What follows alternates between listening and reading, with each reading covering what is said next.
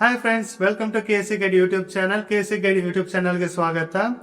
ಹಲವಾರು ವಿದ್ಯಾರ್ಥಿಗಳು ಕಮೆಂಟ್ ಮಾಡಿದ್ರು, ಮೆಸೇಜ್ ಮಾಡಿದ್ರು. ಏನಂತಂದ್ರೆ, ಸರ್ ನಮಗೆ ಆಲ್ರೆಡಿ ನಾವು ಕ್ಲಾಸಸ್ ನೋಡಿದೀವಿ, ಪ್ರಿಪೇರ್ ಆಗಿದ್ದೀವಿ ಚಾಪ್ಟರ್ಸ್ ಎಲ್ಲ ಸಬ್ಜೆಕ್ಟ್. ನಮಗೆ BAO ಏನ್ ಅಪ್ಕಮಿಂಗ್ ಎಕ್ಸಾಮ್ ಬರ್ತಾ ಇದೆ BAO, ಆ ಎಕ್ಸಾಮ್ ರಿಲೇಟೆಡ್ ಮಾದರಿ ಪ್ರಶ್ನೆಗಳು, ಸ್ಯಾಂಪಲ್ ಕ್ವಶನ್ಸ್ಗಳು ಕೊಡಿ ಅಂತ ಕೇಳಿದ್ರು. ಆದ್ರಿಂದ ಅವರಿಗೂ ಬೆನಿಫಿಟ್ಸ್ ಆಗ್ಲಿ, ಅವ್ರಿಗೂ ಪ್ರಾಕ್ಟೀಸ್ ಆಗ್ಲಿ ಅಂತ ನಾವು ಈ ಕ್ಲಾಸಸ್ ನ ಕಂಡಕ್ಟ್ ಮಾಡ್ತಾ ಇದೀವಿ. BAO mock MCQ questions.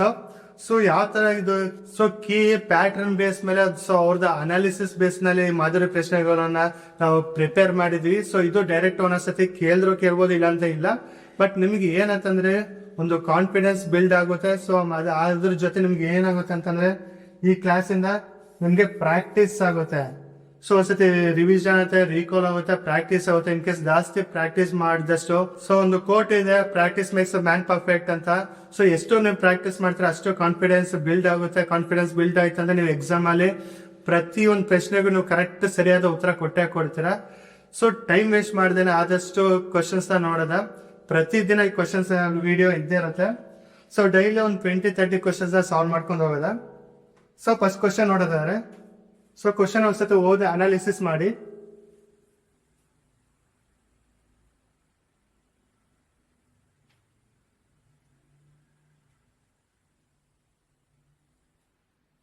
Question ಅಲ್ಲಿ ಏನ್ ಕೇಳಿದಾನೆ ಅಂತಂದ್ರೆ, which of the following pairs is not correctly matched.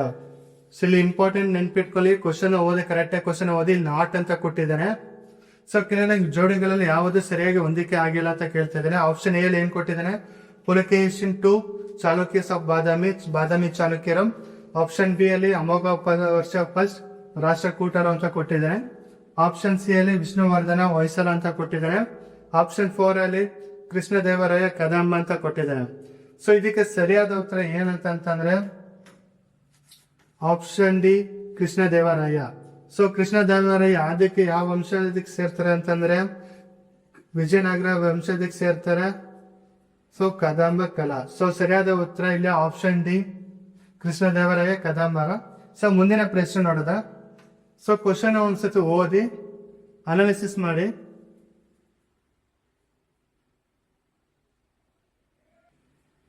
Question ಏನ್ ಕೇಳಿದ್ದಾನೆ ಅಂತಂದ್ರೆ, who among the following founded the Satavahana dynasty. Satavahana ವಂಶವನ್ನು ಯಾರು ಸ್ಥಾಪನೆ ಮಾಡಿದ್ರು ಅಂತ ಕ್ವಶನ್ ಕೇಳ್ತಾ ಇದ್ದಾನೆ. ಆಪ್ಷನ್ಸ್ ಏನೇನು ಕೊಟ್ಟಿದ್ದಾನೆ ಅಂತಂದ್ರೆ, ಆಪ್ಷನ್ ಎ ಅಲ್ಲಿ ಸಿಮುಖ ಅಂತ ಕೊಟ್ಟಿದ್ದಾನೆ. ಆಪ್ಷನ್ ಬಿ ಅಲ್ಲಿ ಗೌತಮಿ ಪುತ್ರ ಶಾತಕರ್ಣಿ ಅಂತ ಕೊಟ್ಟಿದ್ದಾನೆ. ಆಪ್ಷನ್ ಸಿ ಅಲ್ಲಿ ಹಾಲ ಅಂತ ಕೊಟ್ಟಿದ್ದಾನೆ. ಆಪ್ಷನ್ ಡಿ ಅಲ್ಲಿ ಯಜ್ಞಶ್ರೀ ಶಾತಕರ್ಣಿ ಅಂತ ಕೊಟ್ಟಿದ್ದಾನೆ. ಇದಕ್ಕೆ ಸರಿಯಾದ ಉತ್ತರ ಏನಂತಂದ್ರೆ ಆಪ್ಷನ್ ಎ ಸಿಮುಖ ಅಂತ ಕೊಟ್ಟಿದ್ದಾನೆ. ಯಾವಾಗ ಸ್ಥಾಪನೆ ಆಯ್ತು ಅಂತಂದ್ರೆ, ನಾಣೆಗಟ್ ಇನ್ಸ್ಕ್ರಿಪ್ಷನ್ ಪ್ರಕಾರ ಸ್ಥಾಪನೆ ಆಗಿದ್ದು 7260 BCE ಅಲ್ಲಿ ಸ್ಥಾಪನೆ ಆಗಿದ್ದು ಅಂತ ಹೇಳ್ತಾ ಇದ್ದಾರೆ ನಾಣೆಗಟ್ ಇನ್ಸ್ಕ್ರಿಪ್ಷನ್ ಪ್ರಕಾರ. ಮುಂದಿನ ಪ್ರಶ್ನೆ ನೋಡೋದ. ಮುಂದಿನ ಪ್ರಶ್ನೆ ಓದಿ ಅನಾಲಿಸಿಸ್ ಮಾಡಿ.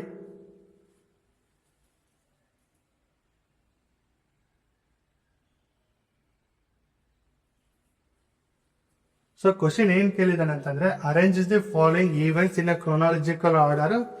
ಕೆಳಗಿನಗಳಲ್ಲಿ ಕಾಲಕ್ರಮದಲ್ಲಿ ಜೋಡಿಸಂತ ಕೊಟ್ಟಿದ್ದಾನೆ.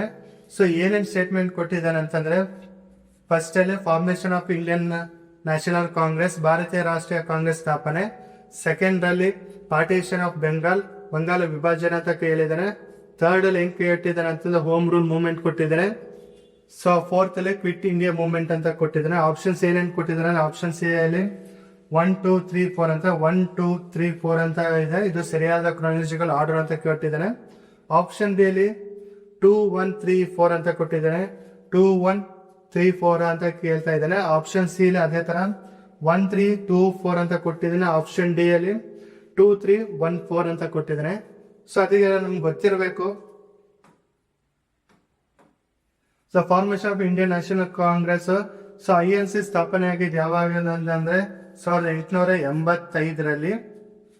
ಪಾರ್ಟಿಷನ್ ಆಫ್ ಬೆಂಗಾಲ್ ಆಗಿದ್ದು ಯಾವಾಗ ಅಂದ್ರೆ 1905 ಆಗಿರೋದು. ಅದೇ ತರ ಹೋಮ್ ರೂಲ್ ಮೂವ್ಮೆಂಟ್ ಯಾವಾಗ ಆಗಿತ್ತು ಅಂತಂದ್ರೆ 1916 ಆಗಿರೋದು. ಕ್ವಿಟ್ ಇಂಡಿಯಾ ಮೂವ್ಮೆಂಟ್ ಆಗಿದ್ದು ಯಾವಾಗ ಅಂತಂದ್ರೆ 1942. ಸೊ ಕ್ರೊನಾಲಜಿಕಲ್ ಆರ್ಡರ್ ನೋಡೋದಾದ್ರೆ ಕಾಲಾನುಕ್ರಮವಾಗಿ ನೋಡೋದಾದ್ರೆ ಫಸ್ಟ್ 85ರಲ್ಲಿ ಆಗಿದ್ದು, ಸೆಕೆಂಡ್ 1905 ಆಗಿದೆ. ಸೊ 1916, 1942. ಸೊ ಇದೇ ಫಾರ್ಮೇಟ್ ಅಲ್ಲಿ ಕೊಟ್ಟಿದ್ದೇನೆ. ಸೊ 1, 2, 3, 4 ಅಲ್ಲಿ. ಸೊ ಸರಿಯಾದ ಉತ್ತರ ಆಪ್ಷನ್ ಯಾವ್ದನ್ನ 1, 2, 3, 4. Option A 1, 2, 3, 4. ಫಸ್ಟ್ ಆಗಿದ್ದು 1885ರಲ್ಲಿ formation of Indian National Congress. ಅದಾದ್ಮೇಲೆ 1905ರಲ್ಲಿ ಬಂಗಾಳ ವಿಭಜನೆ ಆಗಿರೋದು. 1916ರಲ್ಲಿ ಹೋಮ್ ರೂಲ್ ಮೂವ್ಮೆಂಟ್ ಆಗಿದೆ, ಚಳವಳಿ ಆಗಿರೋದು. ಸೊ 1942ರಲ್ಲಿ ಕ್ವಿಟ್ ಇಂಡಿಯಾ ಮೂವ್ಮೆಂಟ್ ಆಗಿರೋದು. ಸೊ ಮುಂದಿನ ಪ್ರಶ್ನೆ ನೋಡೋದ. ಸೊ ಕ್ವಶನ್ ಒಂದ್ಸತಿ ಓದಿ ಅನಾಲಿಸಿಸ್ ಮಾಡಿ. ಸೊ ಕ್ವಶನ್ ಅಲ್ಲಿ ಏನ್ ಕೇಳಿದಾರೆ ಅಂತಂದ್ರೆ, the famous Aihole inscription is associate with which ruler ಅಂತ ಕೊಟ್ಟಿದ್ದಾನೆ. ಸೊ ಯಾವ ಅರಸರಿಗೆ ಸಂಬಂಧಪಡುತ್ತೆ ಅಂತ ಕೇಳ್ತಾ ಇದ್ದಾನೆ ಐಹೊಳೆ ಶಾಸನವು. ಸೊ ಆಪ್ಷನ್ಸ್ ಏನೇನು ಕೊಟ್ಟಿದ್ದಾನೆ ಅಂದ್ರೆ, ಆಪ್ಷನ್ ಎ ಅಲ್ಲಿ ವಿಕ್ರಮಾದಿತ್ಯ ಸೆಕೆಂಡ್, ಆಪ್ಷನ್ ಬಿ ಅಲ್ಲಿ ಪುಲಕೇಶಿನ್ 2 ಅಂತ ಕೊಟ್ಟಿದ್ದಾನೆ, ಆಪ್ಷನ್ ಸಿ ಅಲ್ಲಿ ಅಮೋಘ ವರ್ಷ ಫಸ್ಟ್ ಅಂತ ಕೊಟ್ಟಿದ್ದಾನೆ, ಆಪ್ಷನ್ ಡಿ ಅಲ್ಲಿ ದಂಕಿ ದುರ್ಗ ಅಂತ ಕೊಟ್ಟಿದ್ದಾನೆ. ಸೊ ಇದಕ್ಕೆ ಸರಿಯಾದ ಉತ್ತರ ಏನಂತಂದ್ರೆ, ಸೊ ಆಪ್ಷನ್ ಬಿ ಪುಲಕೇಶಿ 2 ಅಂತ ಕೊಟ್ಟಿದ್ದಾನೆ. ಇನ್ ಕೇಸ್ ಕ್ವಶನ್ ಅನ್ನು ಒಂದ್ಸತಿ ಚೇಂಜ್ ಮಾಡ್ತಾನೆ. ಯಾವ ರೀತಿ ಚೇಂಜ್ ಮಾಡ್ತಾನೆ ಅಂತಂದ್ರೆ, who wrote Aihole inscription. So Aihole inscription ಯಾರು ರಚಿಸಿದ್ದು ಅಂತ ಕೇಳಿದಾಗ, ಸೊ ಅದಕ್ಕೆ ಆನ್ಸರ್ ಬಂದು ರವಿ ಕೀರ್ತಿ ರಚಿಸಿದ್ದು. ಸೊ ಕ್ವಶನ್ ಈ ತರ ಚೇಂಜಸ್ ಮಾಡಬಹುದು. ಐಹೊಳೆ ಇನ್ಸ್ಕ್ರಿಪ್ಷನ್ ಬೇಸ್ ಮೇಲೆ 2 ತರ ರೀತಿಯಲ್ಲಿ ಕ್ವಶನ್ ಕೇಳ್ಬೋದು. ಸೊ ಇಲ್ಲಿ ಯಾವ ಅರಸರಿಗೆ ಸಂಬಂಧಿಸಿದ್ದು ಅಂತ ಕೇಳ್ತಾನೆ, ಇಲ್ಲ ಅಂತಂದ್ರೆ ಯಾರು ರಚಿಸಿದ್ದು ಅಂತ ಕೇಳ್ತಾನೆ. ಸೊ ರಚಿಸಿದ್ದು ಬಂದಾಗ ರವಿ ಕೀರ್ತಿ ಆಗಿರ್ತಾರೆ. ಸೊ ಮುಂದಿನ ಪ್ರಶ್ನೆ. ಸೊ ಕ್ವಶನ್ ಒಂದ್ಸತಿ ಓದಿ ಅನಾಲಿಸಿಸ್ ಮಾಡಿ.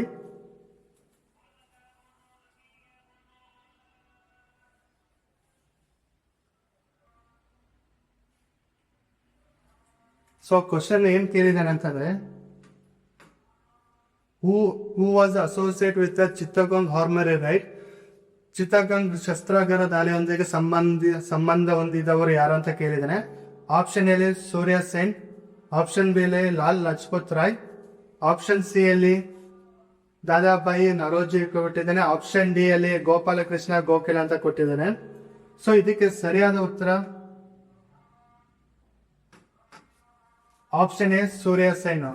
ಸೊ ಇದು ಯಾವಾಗ ಆಯ್ತು ಅಂತಂದ್ರೆ 1930ರಲ್ಲಿ ಆಯ್ತು. ಸೊ ಸೂರ್ಯ ಸೇನ್ ನೇತೃತ್ವದಲ್ಲಿ ಇವರ ಲೀಡರ್ಶಿಪ್ ಅಲ್ಲಿ ಸೊ ಚಿತ್ತಗೋಂಗ್ ಆರ್ಮರಿ ರೈಡ್ ನಡೀತು. ಸೊ ಮುಂದಿನ ಪ್ರಶ್ನೆ ನೋಡೋದಾದ್ರೆ, ಸೊ ಕ್ವಶನ್ ಒಂದ್ಸತಿ ಓದಿ.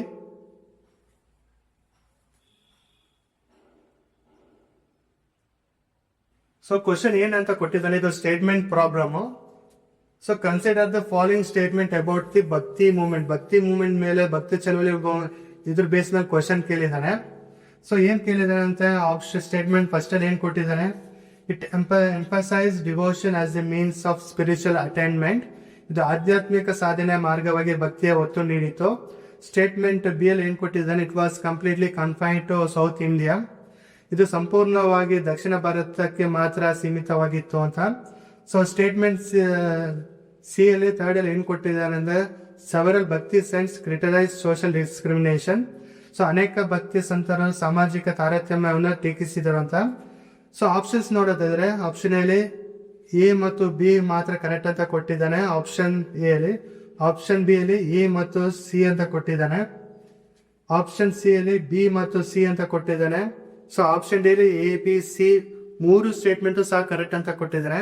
ಸೊ ಇದಕ್ಕೆ ಸರಿಯಾದ ಉತ್ತರ ನೋಡೋದಾದ್ರೆ, so option B A and C ಮಾತ್ರ. ಸೊ ಇಲ್ಲಿ ಬಿ ಏನಕ್ಕೆ ತಪ್ಪು ಅಂತಂದ್ರೆ, ಇದು ಬರೀ ದಕ್ಷಿಣ ಭಾರತಕ್ಕಲ್ಲ ಉತ್ತರ ಭಾರತಕ್ಕೂ ಸಹ ಸಂಬಂಧಪಟ್ಟಿದ್ದು. ಸೊ ಇದರಿಂದ ಇದು ಸ್ಟೇಟ್ಮೆಂಟ್ ಏನಿದೆ ತಪ್ಪು ಸ್ಟೇಟ್ಮೆಂಟ್. ಇನ್ನು 2 ಸ್ಟೇಟ್ಮೆಂಟ್ ಏನಿದೆ ಅದು ಕರೆಕ್ಟ್ ಆಗಿದೆ. ಸೊ ಮುಂದಿನ ಪ್ರಶ್ನೆ ನೋಡೋದ. ಸೊ ಕ್ವಶನ್ ಅಂತ ಓದಿ, ಇದು ಹೊಂದಿಸಿ ಬರೆಯಿರಿ. Match the following type question ಕೊಟ್ಟಿರೋದು.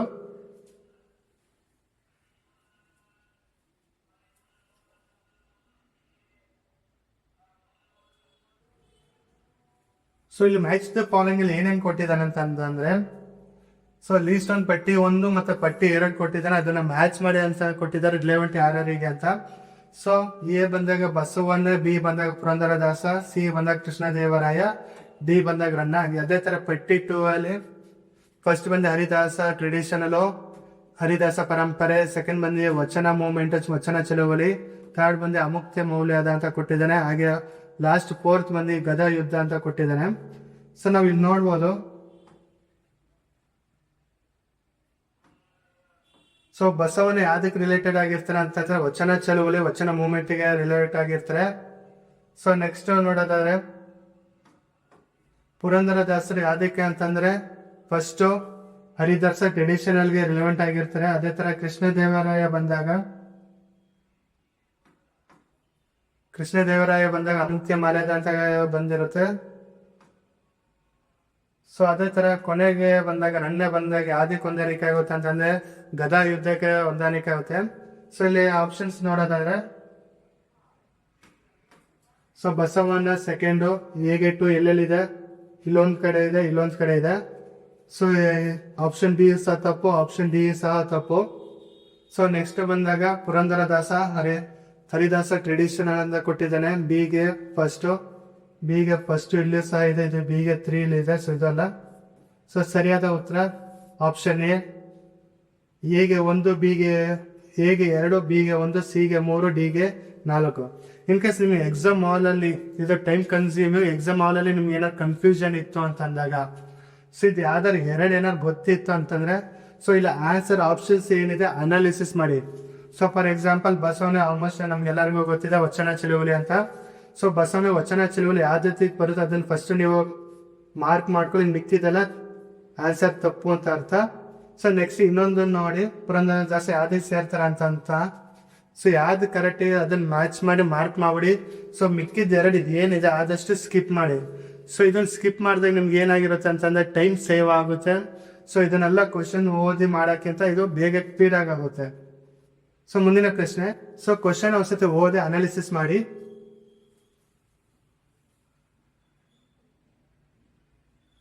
ಸೊ ಕ್ವಶನ್ ನೋಡೋದಾದ್ರೆ the first battle of Panipat was what between. ಮೊದಲನೇ ಪಾನಿಪತ್ ಕದನವು ಯಾರ ನಡುವೆ ನಡೀತು ಅಂತ. So first battle of Panipat ಯಾರಿಗೆ ಆಯ್ತು ಅಂತ ಕೇಳಿದಾರೆ, ಯಾವ ಇಬ್ರು ರಾಜರಿಗೆ ಅಂತ. ಸೊ ಆಪ್ಷನ್ಸ್ ಏನ್ ನೋಡೋದಾದ್ರೆ ಅಕ್ಬರ್ ಅಂಡ್ ಹೇಮ್ ಅಂತ ಕೊಟ್ಟಿದ್ದಾರೆ. ಆಪ್ಷನ್ಸ್ ಬಿ ಅಲ್ಲಿ ಬಾರ್ಬರ್ ಅಂಡ್ ಇಬ್ರಾಹಿಂ ಲೋಧಿ ಅಂತ ಕೊಟ್ಟಿದ್ದಾರೆ. ಆಪ್ಷನ್ ಸಿ ಅಲ್ಲಿ ಶೇರ್ ಶಾ ಮತ್ತೆ ಹಿಮಾಯೂನ್ ಅಂತ ಕೊಟ್ಟಿದ್ದಾನೆ. ಆಪ್ಷನ್ ಡಿ ಅಲ್ಲಿ ಔರಂಗಜೇಬ್ ಮತ್ತು ದಾರಾ ಶಿಕೋವ್ ಅಂತ ಕೊಟ್ಟಿದ್ದಾನೆ. ಸೊ ಇದಕ್ಕೆ ಸರಿಯಾದ ಉತ್ತರ ಏನಂತಂದ್ರೆ so first battle of Panipat Babur ಮತ್ತೆ ಹಿಮಾಯೂನ್ ಮಧ್ಯದಲ್ಲಿ ನಡೆಯುತ್ತೆ. ಯಾವಾಗ ಅಂತಂದ್ರೆ 1520 ಇದ್ರಲ್ಲಿ ಯಾರು ಗೆಲ್ತಾರೆ ಅಂತಂದ್ರೆ ಬಾರ್ಬರ್ ಗೆಲ್ತಾನೆ. ಸೊ ಸರಿಯಾದ ಉತ್ತರ ಆಪ್ಷನ್ ಬಿ, ಬಾರ್ಬರ್ ಮತ್ತೆ ಇಬ್ರಾಹಿಂ ಲೋಧಿ ನಡುವೆ ಫಸ್ಟ್ ಬ್ಯಾಟಲ್ ಆಫ್ ಪಾನಿಪತ್ ನಡೆಯುತ್ತೆ.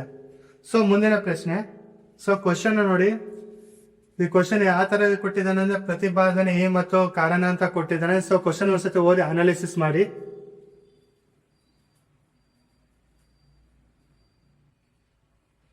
ಸೊ ಕ್ವಶನ್ ನೋಡಿದ್ರೆ ಸ್ಟೇಟ್ಮೆಂಟ್ ಫಸ್ಟ್ ಏನ್ ಪ್ರತಿಪಾದನೆ ಏನಿದೆ ಅಂತಂದ್ರೆ ಫಸ್ಟ್ ಅಲ್ಲಿ a permanent settlement was introduce by Bengal in 1793. 1793 ಬಂಗಾಳದ ಶಾಶ್ವತ ಭೂ ಕಂದಾಯ ವ್ಯವಸ್ಥೆಯನ್ನು ಜಾರಿಗೆ ತರಲಾಯಿತು. ಸೊ ಕಾರಣ ರೀಸನ್ ನೋಡೋದಾದ್ರೆ Lord Cornwallis introduce it mainly to establish the fixed land revenue arrangement with zamindars. So ಜಮೀನ್ದಾರರೊಂದಿಗೆ ನಿಗದಿತ ಭೂ ಕಂದಾಯ ವ್ಯವಸ್ಥೆಯನ್ನು ಸ್ಥಾಪಿಸಲು ಲಾರ್ಡ್ ಕಾರ್ನ್ವಾಲಿಸ್ ಇದನ್ನು ಜಾರಿಗೆ ತಂದನು. ಸೊ ಇಲ್ಲಿ ಆಪ್ಷನ್ಸ್ ನೋಡೋದಾದ್ರೆ ಆಪ್ಷನ್ಸ್ ಹೇಳಿ ಎ ಮತ್ತು ಆರ್ ಎರಡೂ ಸರಿ both A and R are true and R is the correct explanation of A ಅಂತ ಕೊಟ್ಟಿದ್ದಾರೆ. ಸೊ ಆರ್ ಎಂಬುದು ಎಗೆ ಸರಿಯಾದ ವಿವರಣೆ ಅಂತ ಕೊಟ್ಟಿದ್ದಾನೆ. ಆಪ್ಷನ್ ಬಿ ಅಲ್ಲಿ ನೋಡೋದಾದ್ರೆ both A and R are true ಎರಡೂ ಸರಿ, but R is not a correct explanation of A ಅಂತ ಕೊಟ್ಟಿದ್ದಾನೆ. ಆಪ್ಷನ್ ಸಿ ಅಲ್ಲಿ ಬಂದಾಗ A is true but R is false. So statement A ಏನಿದೆ ಪ್ರತಿಬದ್ಧ ಅದು ಕರೆಕ್ಟ್ ಆಗಿದೆ, ಬಟ್ ರೀಸನ್ ಏನಕ್ಕೆ ರೀಸನ್ ಇರೋದು ತಪ್ಪು ಅಂತ ಕೊಟ್ಟಿದ್ದಾರೆ. ಆಪ್ಷನ್ಸ್ ಬಿ ನೋಡಿದರೆ A is false but R is true ಅಂತ ಹೇಳ್ತದೆ. ಸೊ ಇದಕ್ಕೆ ಸರಿಯಾದ ಉತ್ತರ ಏನಂತಂದ್ರೆ so option A both A and R are true ಎರಡೂ ಸ್ಟೇಟ್ಮೆಂಟ್ ಸಹ ಸರಿ. R is the correct explanation of A. So ಇಲ್ಲಿ ನೋಡ್ಬೋದು 1793 ಪರ್ಮನೆಂಟ್ ಸೆಟಲ್ಮೆಂಟ್ ಬೆಂಗಾಲದಲ್ಲಿ ಇಂಟ್ರೊಡ್ಯೂಸ್ ಮಾಡಿದ್ರು, ಸ್ಥಾಪನೆ ಮಾಡಿದ್ರು. ಸೊ ಏನಕ್ಕೆ ರೀಸನ್ ಏನಂತಂದ್ರೆ ಅದರ ರೀಸನ್ ನೋಡಿದಾಗ ಸೊ ಅದು ಸ್ಥಾಪನೆ ಮಾಡಿದ್ದು ಲಾರ್ಡ್ ಕಾರ್ನ್ವಾಲಿಸ್. ಏನಕ್ಕೆ ಅಂತಂದ್ರೆ fixed the land revenue arrangement with ಜಮೀನ್ದಾರಿಗೆ. ಸೊ ಯಾವ ರೀಸನ್ ಯಾವ ಕಾರಣಕ್ಕೆ ಅಂತಂದ್ರೆ ಈ ಜಮೀನ್ದಾರನೊಂದಿಗೆ ನಿಗದಿತ ಭೂಖಂಡ ವ್ಯವಸ್ಥೆಯನ್ನು ಸ್ಥಾಪಿಸಲು ಯಾರೋ ಲಾರ್ಡ್ ಕಾರ್ನ್ವಾಲಿಸ್ ಈ ವ್ಯವಸ್ಥೆಯನ್ನು ಈ ಅರೇಂಜ್ಮೆಂಟ್ ನ ತರ್ತಾನೆ. ಸೊ ಮುಂದಿನ ಪ್ರಶ್ನೆ ನೋಡೋದ. ಸೊ ನೆಕ್ಸ್ಟ್ ಕ್ವಶನ್ ನಾವು ಓದಿ ಅನಾಲಿಸಿಸ್ ಮಾಡಿ.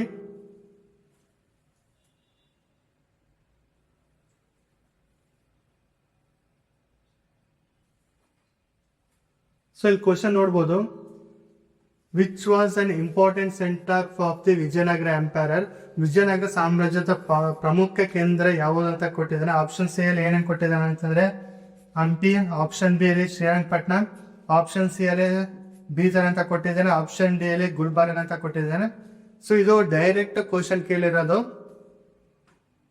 ಸೊ ಇದಕ್ಕೆ ಸರಿಯಾದ ಉತ್ತರ ಏನು ನಮ್ಗೆ ಗೊತ್ತಿದೆ. ವಿಜಯನಗರ ಸಾಮ್ರಾಜ್ಯದ ಪ್ರಮುಖ ಕೇಂದ್ರ ಯಾವ್ದಾಗಿತ್ತು ಅಂತಂದ್ರೆ ಹಂಪಿ ಆಗಿತ್ತು.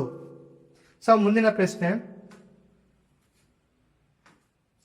ಸೊ ಕ್ವಶನ್ ಒಂದ್ಸತಿ ಓದಿ ಅನಾಲಿಸಿಸ್ ಮಾಡಿ.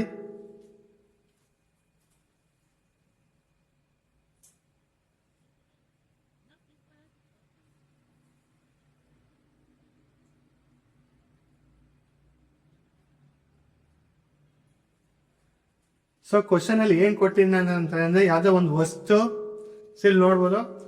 ಯಾವ್ದೋ ಒಂದು ವಸ್ತು ಸ್ಥಿರ ಸ್ಥಿತಿಯಲ್ಲಿ ಇರ್ಬೋದು, ಇಲ್ಲಾಂದ್ರೆ ಯೂನಿಫಾರ್ಮ್ ಮೋಷನ್ ಅಲ್ಲಿ ಇರ್ಬೋದು, ಸಂವೇಗದ ಚಲನೆ ಇರ್ಬೋದು. ಅನ್ಲೆಸ್ ಇದೆ ಅಲ್ಲಿವರೆಗೆ ಆಗಿರುತ್ತೆ ಅಂತಂದ್ರೆ ಎಕ್ಸ್ಟರ್ನಲ್ ಫೋರ್ಸ್ ಆಕ್ಟ್ ಆಗೋವರೆಗೂ ಅದು ಅದೇ ಪೊಸಿಷನ್ ಅಲ್ಲಿ ಇರುತ್ತೆ, ಇಲ್ಲಾಂದ್ರೆ ಯೂನಿಫಾರ್ಮ್ ಮೋಷನ್ ಅಲ್ಲಿ ಇರುತ್ತೆ. ಸೊ ಇದನ್ನ ಏನಂತ ಕರೀತಾರೆ ಅಂತ ಕ್ವಶನ್ ಕೇಳ್ತಾ ಇದ್ದಾನೆ. ಸೊ ಆಪ್ಷನ್ಸ್ ನೋಡೋದಾದ್ರೆ ಆಪ್ಷನ್ ಎ ಅಲ್ಲಿ ನ್ಯೂಟನ್ಸ್ ಫಸ್ಟ್ ಲಾ ಅಂತ ಕರೀತಾ ಇದ್ದಾನೆ, ನ್ಯೂಟನ್ ಮೊದಲ ನಿಯಮ ಅಂತ ಕೇಳ್ತಾ ಇದ್ದಾನೆ. ಆಪ್ಷನ್ ಬಿ ಅಲ್ಲಿ ನ್ಯೂಟನ್ ಸೆಕೆಂಡ್ ಲಾ ಅಂತ ಕೇಳ್ತಾ ಇದ್ದಾನೆ. ಆಪ್ಷನ್ ಸಿ ಅಲ್ಲಿ ನ್ಯೂಟನ್ಸ್ ಥರ್ಡ್ ಲಾ ಅಂತ ಕೊಟ್ಟಿದ್ದಾನೆ. ಆಪ್ಷನ್ ಡಿ ಅಲ್ಲಿ ಲಾ ಆಫ್ ಗ್ರಾವಿಟೇಷನ್ ಗುರುತ್ವಾಕರ್ಷಣೆ ನಿಯಮ ಅಂತ ಕೇಳ್ತಾ ಇದ್ದಾನೆ. ಸೊ ಇದಕ್ಕೆ ಸರಿಯಾದ ಉತ್ತರ Newton's first law. So Newton's first law ಏನ್ ಹೇಳುತ್ತೆ ಅಂತಂದ್ರೆ A body remains rest in uniform motion unless acted upon the external force. So external force external ಬೇರೆ ಬಲ ಆಕ್ಟ್ ಮಾಡೋವರಿಗೆ ಅದೇನಾಗಿರುತ್ತೆ, ಆಬ್ಜೆಕ್ಟ್ ವಸ್ತು ಸ್ಥಿರ ಸ್ಥಿತಿಯಲ್ಲಿ ಇರುತ್ತೆ, ಇಲ್ಲ ಅಂತಂದ್ರೆ ಯೂನಿಫಾರ್ಮ್ ಮೋಷನ್ ಅಲ್ಲೇ ಇರುತ್ತೆ. ಸೊ ನಾವು ನ್ಯೂಟನ್ಸ್ ಫಸ್ಟ್ ಲಾ ನಾವು ಏನಂತ ಕರಿತೀವಿ ಅಂತಂದ್ರೆ ಲಾ ಆಫ್ ಇನರ್ಷಿಯಾ ಅಂತ ಕರಿತೀವಿ. ಸೊ ಜಡತ್ವದ ನಿಯಮ ಅಂತಾನೂ ಸಹ ಕರಿತೀವಿ. ಸೊ ಇದು ಸಹ ಇಂಪಾರ್ಟೆಂಟ್ ಇರುತ್ತೆ. ನ್ಯೂಟನ್ ಫಸ್ಟ್ ಲಾ ಬದಲು ಲಾ ಆಫ್ ಇನರ್ಷಿಯಾ ಅಂತಾನೂ ಕೇಳ್ಬೋದು, ಜಡತ್ವದ ನಿಯಮ ಅಂತಾನೂ ಕೇಳ್ಬೋದು. ಸೊ ಮುಂದಿನ ಪ್ರಶ್ನೆ. ಸೊ ಕ್ವಶನ್ ಒಂದ್ಸತಿ ಓದಿ.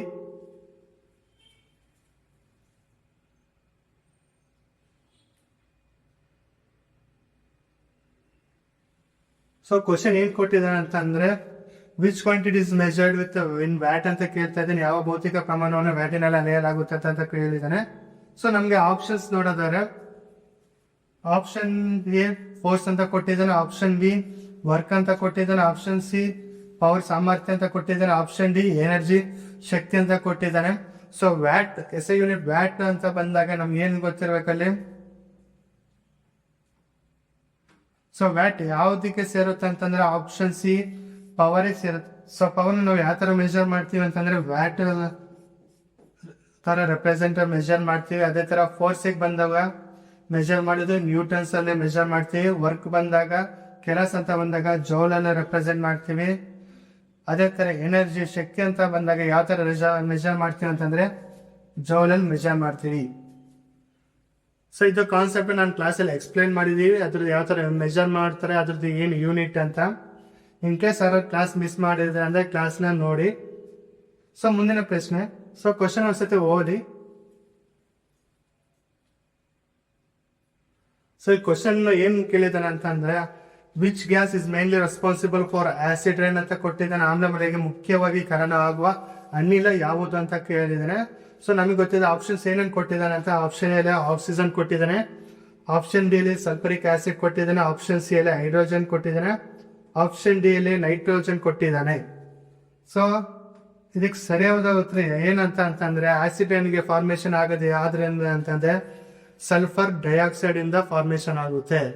ಸೊ ಯಾವಾಗ ಆಸಿಡ್ ಮೇಲ್ಗಡೆ ಮೋಡದಲ್ಲಿ ವಾಟರ್ ಕಂಟೆಂಟ್ ಇರುತ್ತೆ, ವಾಟರ್ ವೇಪರೈಸೇಷನ್ ಇರುತ್ತೆ, ಯಾವಾಗ ಸಲ್ಫರ್ ಡೈಆಕ್ಸೈಡ್ ಅದ್ರ ಜೊತೆ ಕಂಬೈನ್ ಆಗುತ್ತೆ, ಸೊ ರಿಯಾಕ್ಷನ್ ಆಗುತ್ತೆ. ಸೊ ಅವಾಗ ನಮ್ಗೆ ಏನಾಗುತ್ತೆ ಅಂತಂದ್ರೆ ಆಸಿಡ್ ಡ್ರೈನ್ ಆಗಿ ಫಾರ್ಮೇಶನ್ ಆಗಿ ನಮಗೆ ಸಿಗುತ್ತೆ. ಸೊ ಇದು ಸರಿಯಾದ ಉತ್ತರ option B, sulphur dioxide. So ಮುಂದಿನ ಪ್ರಶ್ನೆ. ಸೊ ಕ್ವಶನ್ ಒಂದ್ಸತಿ ಓದಿ. ಸೊ ಕ್ವಶನ್ ಏನ್ ಕೊಟ್ಟಿದ್ದಾನೆ ಅಂತಂದ್ರೆ A solution have pH value 3 ಅಂತ ಕೇಳಿದಾನೆ. pH ಮೌಲ್ಯ 3 ಇರುವ ದ್ರವಣವು ಏನಂತ ಕೇಳ್ತಾ ಇದ್ದಾನೆ. ಸೊ ಆಪ್ಷನ್ಸ್ ನಮ್ಗೆ ಕೊಟ್ಟಿರೋದು ಏನಂತಂದ್ರೆ ಆಪ್ಷನ್ ಎಲ್ಲಿ ಸ್ಟ್ರಾಂಗ್ಲಿ ಅಸಿಡಿಕ್ ಅಂತ ಕೇಳ್ತಿದ್ದಾನೆ, ಆಪ್ಷನ್ ಬಿ ಅಲ್ಲಿ ವೀಕ್ಲಿ ಅಸಿಡಿಕ್ ಅಂತ ಕೊಟ್ಟಿದ್ದಾನೆ, ಸಿ ಅಲ್ಲಿ ನ್ಯೂಟ್ರಲ್ ಅಂತ ಕೊಟ್ಟಿದ್ದಾನೆ, ಆಪ್ಷನ್ ಡಿ ಅಲ್ಲಿ ಬೇಸಿಕ್ ಅಂತ ಕೊಟ್ಟಿದ್ದಾನೆ. So in case pH value 3 ಇತ್ತಂತಂದ್ರೆ ಅದನ್ನ ಏನಂತ ಕರಿತೀವಿ ಅಂತಂದ್ರೆ ಸ್ಟ್ರಾಂಗ್ಲಿ ಅಸಿಡಿಕ್ ಅಂತ ಕರಿತೀವಿ. ಸೊ ಇದಕ್ಕೆ ಸರಿಯಾದ ಉತ್ತರ option A, strongly acidic. So ನಮಗೆ ಗೊತ್ತಿದೆ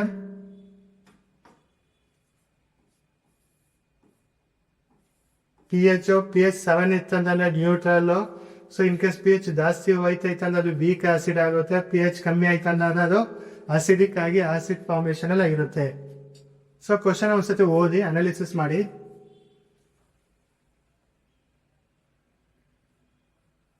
ಸೊ ನೆಕ್ಸ್ಟ್ ಕ್ವಶನ್ ಏನಂತ ಕೇಳಿದಾನೆ ಅಂತಂದ್ರೆ which part of the human brain maintains body balance and coordination ಅಂತ ಕೇಳ್ತಾ ಇದ್ದಾನೆ.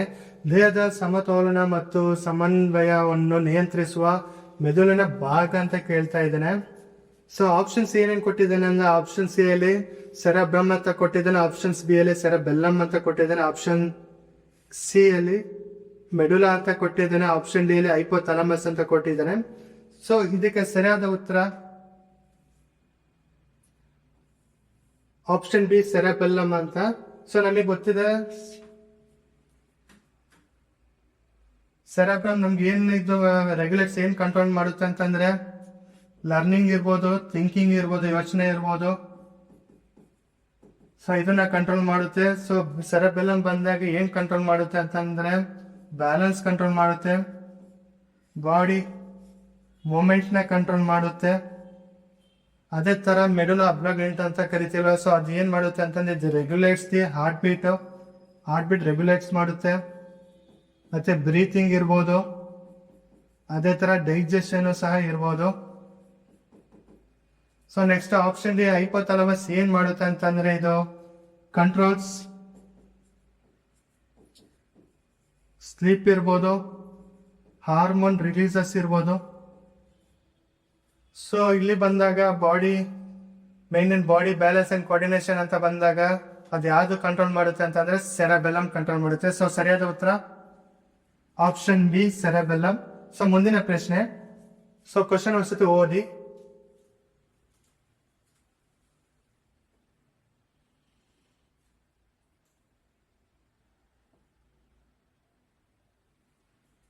ಸೊ ಕ್ವಶನ್ ಅಲ್ಲಿ ಏನ್ ಕೇಳಿದಾರೆ ಅಂತಂದ್ರೆ consider the following statement regarding photosynthesis ಅಂತ. ಸೊ ಇದು ಸ್ಟೇಟ್ಮೆಂಟ್ ಕೊಟ್ಟಿದೆ, ಯಾವ ಸ್ಟೇಟ್ಮೆಂಟ್ ಸರಿ ಇದೆ ಅಂತ ಕೇಳ್ತಾ ಇದ್ದಾನೆ. ಸೊ ಇಲ್ಲಿ ಸ್ಟೇಟ್ಮೆಂಟ್ ನೋಡೋದಾದ್ರೆ first chlorophyll plays an important role ಅಂತ ಕೇಳ್ತಾ ಇದ್ದಾನೆ, ಕ್ಲೋರೋಫಿಲ್ ಪ್ರಮುಖ ಪಾತ್ರ ವಹಿಸುತ್ತದೆ. ಸ್ಟೇಟ್ಮೆಂಟ್ ಬಿ ಅಲ್ಲಿ ಕಾರ್ಬನ್ ಡೈಆಕ್ಸೈಡ್ ಯೂಸ್ಡ್ ಅಂತ ಕೇಳ್ತಾ ಇದ್ದಾನೆ. ಸೊ ಸ್ಟೇಟ್ಮೆಂಟ್ ಸಿ ಅಲ್ಲಿ oxygen is the main raw material ಅಂತ ಕೇಳ್ತದೆ, ಆಮ್ಲಜನಕವು ಮುಖ್ಯ ಕಚ್ಚಾ ವಸ್ತುವಾಗಿದೆ ಅಂತ ಕೇಳ್ತಾ ಇದ್ದಾನೆ. ಸ್ಟೇಟ್ಮೆಂಟ್ ಡಿ ಅಲ್ಲಿ ಏನ್ ಅಂತ ಕೇಳಿದಾನೆ ಅಂತಂದ್ರೆ ಗ್ಲೂಕೋಸ್ ಇಸ್ ಫಾರ್ಮ್ಡ್, ಗ್ಲೂಕೋಸ್ ಉತ್ಪತ್ತಿ ಆಗುತ್ತದೆ ಅಂತ ಕೇಳ್ತಾ ಇದ್ದಾನೆ. ಸೊ ಇದಕ್ಕೆ ಸರಿಯಾದ ಉತ್ತರ ಏನಂತ ಅಂತಂದ್ರೆ ಸೊ ನಮಗೆ ಗೊತ್ತಿದೆ ಫೋಟೋಸಿಂಥಸಿಸ್ ಅಲ್ಲಿ chlorophyll play important role play ಮಾಡುತ್ತೆ. ಸೊ ಇದಕ್ಕೂ ಸ್ಟೇಟ್ಮೆಂಟ್ ಫಸ್ಟ್ ಕರೆಕ್ಟ್ ಉತ್ತರ. ಸೊ ಕಾರ್ಬನ್ ಡೈಆಕ್ಸೈಡ್ ಯೂಸ್ಡ್, ಹೌದು ಫೋಟೋಸಿಂಥಸಿಸ್ ಅಲ್ಲಿ ಕಾರ್ಬನ್ ಡೈಆಕ್ಸೈಡ್ ಬಳಸಲಾಗುತ್ತದೆ. So option C oxygen is A main raw material ಅಂತ ಕೇಳ್ತದೆ. ಸೊ ಫೋಟೋಸಿಂಥಸಿಸ್ ಅಲ್ಲಿ oxygen is not A main raw material, ಇದು ಕಚ್ಚಾ ವಸ್ತು ಆಗಿಲ್ಲ ಆಮ್ಲಜನಕವು. ಸೊ ಆಪ್ಷನ್ ಸ್ಟೇಟ್ಮೆಂಟ್ ಡಿ ಅಲ್ಲಿ ಏನ್ ಕೇಳ್ತಿದ್ದಾನೆ ಅಂತ ಗ್ಲೂಕೋಸ್ ಇಸ್ ಅ ಫಾರ್ಮ್ಡ್ ಅಂತ ಕೇಳ್ತಿದ್ರೆ ಹೌದು, ಇದು ಸರಿ ಸ್ಟೇಟ್ಮೆಂಟ್. ಸೊ ನಮ್ಗೆ ಸ್ಟೇಟ್ಮೆಂಟ್ ಯಾವ್ದಾದ್ರು ಸರಿ ಅಂತಂದ್ರೆ ಎ, ಬಿ ಅಂಡ್ ಸಿ ಮಾತ್ರ. ಸೊ ಸರಿಯಾದ ಉತ್ತರ option B, A, B, D only. So option C ಏನಿದೆ, ಸ್ಟೇಟ್ಮೆಂಟ್ ಸಿ ಏನಿದೆ ಅದು ತಪ್ಪು. ಸೊ ಮುಂದಿನ ಪ್ರಶ್ನೆ. ಸೊ ಕ್ವಶನ್ ಒಂದ್ಸತಿ ಓದಿ ಅನಾಲಿಸಿಸ್ ಮಾಡಿ.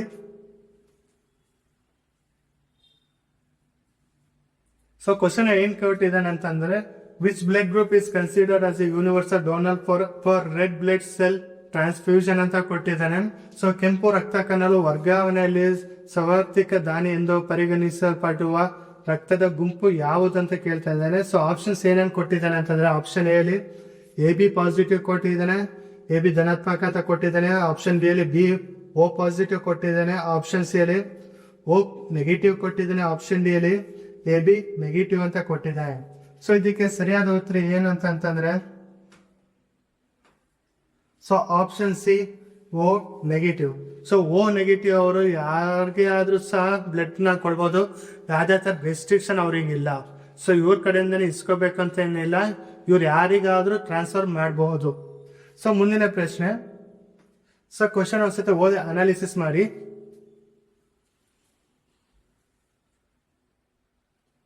ಸೊ ಇಲ್ಲಿ ಕ್ವಶನ್ ಏನ್ ಕೇಳಿದಾನೆ ಅಂತಂದ್ರೆ, which is the major green gas among the options given ಅಂತ ಕೇಳ್ತಾ ಇದ್ದಾನೆ. ಕೆಳಗಿನ ಆಯ್ಕೆಗಳಲ್ಲಿ ಪ್ರಮುಖ ಹಸಿರು ಮನೆ ಅನಿಲ ಯಾವುದಂತ ಕೊಟ್ಟು ಕೇಳ್ತಾ ಇದ್ದಾನೆ. ಸೊ ಆಪ್ಷನ್ ಸಿ ಬಂದಾಗ ಕಾರ್ಬನ್ ಡೈಆಕ್ಸೈಡ್, ಆಪ್ಷನ್ ಬಿ ಬಂದಾಗ ಆಕ್ಸಿಜನ್ ಆಮ್ಲಜನಕ, ಆಪ್ಷನ್ ಸಿ ಬಂದಾಗ ನೈಟ್ರೋಜನ್ ಅಂಡ್ ಆಪ್ಷನ್ ಡಿ ಬಂದಾಗ ಹೀಲಿಯಂ ಅಂತ ಕೊಟ್ಟಿದ್ದಾನೆ. ಸೊ ಇದು ಡೈರೆಕ್ಟ್ ಕ್ವಶನ್, ನಮ್ಗೆ ಎಲ್ಲರಿಗೂ ಗೊತ್ತಿದೆ. ಹಸಿರು ಮನೆ ಅನಿಲ ಯಾವುದು ಅಂತಂದ್ರೆ carbon dioxide. So option A is the correct answer. So carbon dioxide CO2 ಅಂತ ರೆಪ್ರೆಸೆಂಟ್ ಮಾಡ್ತೀವಿ. ಸೊ ಮುಂದಿನ ಪ್ರಶ್ನೆ. ಸೊ ನೆಕ್ಸ್ಟ್ ಕ್ವಶನ್ ಓದಿ ಅನಾಲಿಸಿಸ್ ಮಾಡಿ. ಇದು ಮ್ಯಾಚ್ ದ ಫಾಲೋಯಿಂಗ್ ತರ ಕೊಟ್ಟಿದ್ದಾನೆ.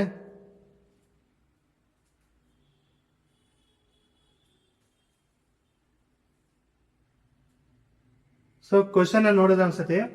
C match the instrument with their users. So ಉಪಕರಣಗಳು ಅವುಗಳ ಉಪಯೋಗಗಳೊಂದಿಗೆ ಹೊಂದಿಸಿ ಬರೀರಿ ಅಂತ ಕೇಳ್ತಾ ಇದ್ದೇನೆ. ಸೊ ಪಟ್ಟಿ ಒಂದು ಲಿಸ್ಟ್ ಒಂದಲ್ಲಿ ಬೋರೋಮೀಟರ್ ಕೊಟ್ಟಿದ್ದಾನೆ, ಹೈಗ್ರೋಮೀಟರ್ ಕೊಟ್ಟಿದ್ದಾನೆ, ಅನಮೋಮೀಟರ್ ಕೊಟ್ಟಿದ್ದಾನೆ, ಮತ್ತೆ ಪಟ್ಟಿ ಒಂದು ಡಿ ಅಲ್ಲಿ ಏನೋ ಥರ್ಮೋಮೀಟರ್ ಕೊಟ್ಟಿದ್ದಾನೆ.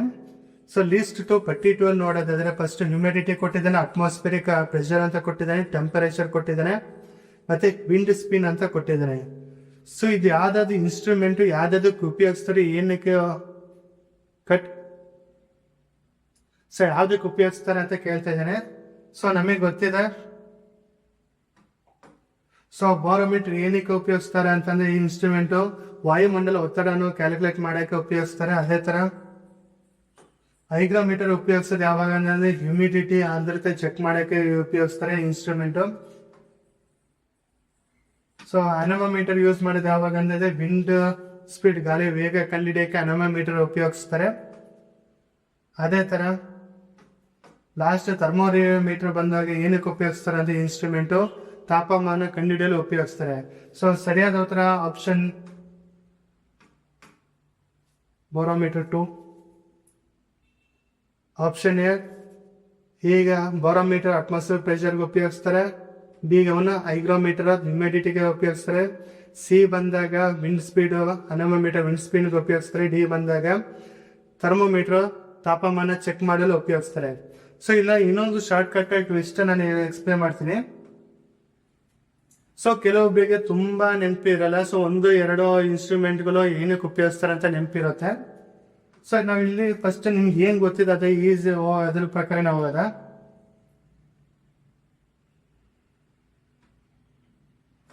ಸೊ ಈ ಟೆಕ್ನಿಕ್ ಏನಂತಂದ್ರೆ ನಿಮ್ಗೆ ಲಾಸ್ಟ್ ಮೂಮೆಂಟ್ ಅಲ್ಲಿ ಇಟ್ಕೊಳ್ಳಿ. ಸೊ ಮಧ್ಯದಲ್ಲಿ ಇಟ್ಕೊಂಡು ಟೈಮ್ ವೇಸ್ಟ್ ಮಾಡಕ್ ಹೋಗ್ಬಿಡಿ.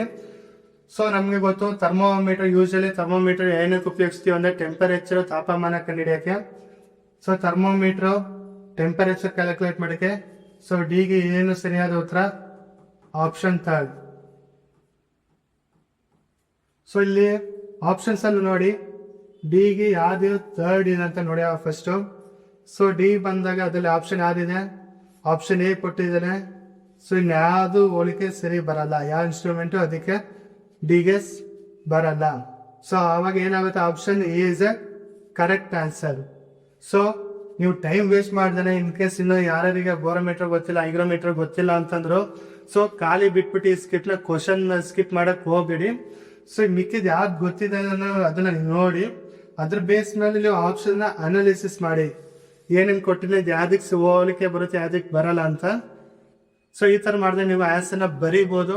ಸೊ ನಿಮ್ಮ ಒಂದು ಸ್ಕೋರ್ ಗೇನ್ ಆಗುತ್ತೆ. ಬಟ್ ಇದನ್ನೆಲ್ಲ ನೀವು ಲಾಸ್ಟ್ ಮೂಮೆಂಟ್ ಅಲ್ಲಿ ಇಟ್ಕೊಳ್ಳಿ. ಸೊ ಮಧ್ಯದಲ್ಲಿ ಇದನ್ನೆಲ್ಲ ಅಟೆಂಪ್ಟ್ ಮಾಡಿ ಟೈಮ್ ವೇಸ್ಟ್ ಮಾಡಕ್ ಹೋಗ್ಬೇಡಿ. ಸೊ ಇದನ್ನೆಲ್ಲ ಲಾಸ್ಟ್ ಅಲ್ಲಿ ಇಟ್ಕೊಳ್ಳಿ. ಸೊ ಇದು ಒಂದ್ಸಲ ಟೆಕ್ನಿಕ್. ಇನ್ ಕೇಸ್ ಯಾವ್ದು ಗೊತ್ತಿಲ್ಲ ಅಂದ್ರೆ ಅಟ್ಲೀಸ್ಟ್ ಯಾವ್ದಾರ ಒಂದು ಓದಿ ಸೊ ಇದನ್ನ ಆಪ್ಷನ್ಸ್ ನೋಡಿ ಅದ್ರ ಬೇಸ್ ಮೇಲೆ ನೀವು ಆನ್ಸರ್ನ ಮಾಡಿ. ಸೊ ಸ್ಕಿಪ್ ಮಾಡಕ್ಕಂತ ಯಾವ್ದೇ ಕಾರಣಕ್ಕೂ ಹೋಗ್ಬೇಡಿ, ಈ ತರ ಒಂದಿಸಿ ಬರೀರಿ ಇದ್ದಾಗ. ಸೊ ಮುಂದಿನ ಪ್ರಶ್ನೆ. ಸೊ ನೆಕ್ಸ್ಟ್ ಕ್ವಶನ್ ಪ್ರತಿಪಾದನೆ ಕಾರಣ ಬೇಸ್ ಮೇಲೆ ಕ್ವಶನ್ ಕೇಳಿದಾನೆ. ಸೊ ಕ್ವಶನ್ ಒಂದ್ಸತಿ ಓದಿ ಅನಾಲಿಸಿಸ್ ಮಾಡಿ.